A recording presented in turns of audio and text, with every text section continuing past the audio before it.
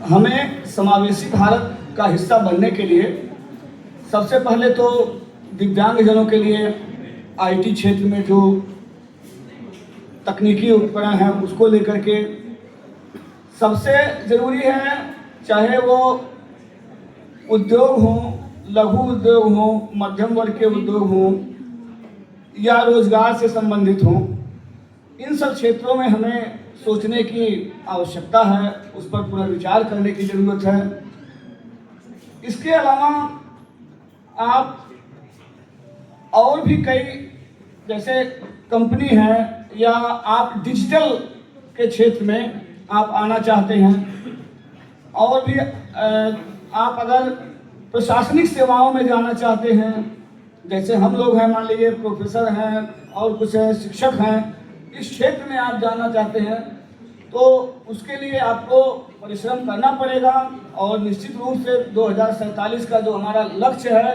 विकसित भारत का हिस्सा बनने का, उसे और मजबूती प्रदान करने का, तो इन सब चीज़ों पर जब हम अपनी दृष्टि डालेंगे, इस पर हम थोड़ा विचार करेंगे और अपने आप को सक्षम बनाएंगे। सिर्फ हमारे सोचने से नहीं होगा, इसके लिए हमें सामूहिक प्रयास करना होगा ना। अकेले दम पर कोई दिव्यांग हो या दिव्यांग से हटकर भी जो हैं उनके लिए भी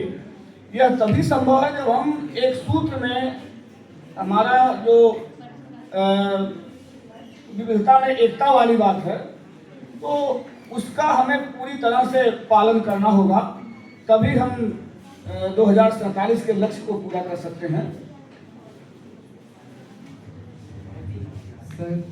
अब यहीं पर हम अपने चर्चा को समाप्त करते हैं। यदि आपको कुछ कहना हो या कुछ संदेश देना हो कि आपकी उपलब्धियों से संबंधित या फिर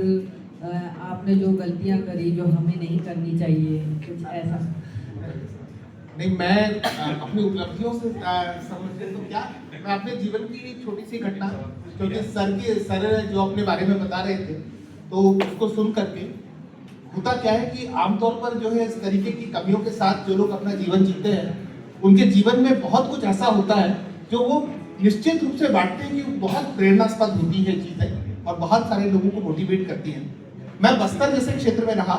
बस्तर के बारे में बहुत कम लोगों को पता होगा क्योंकि आज तो नक्सलवाद के कारण उसको लोग जानते हैं, लेकिन जिस दौर में मैं बस्तर में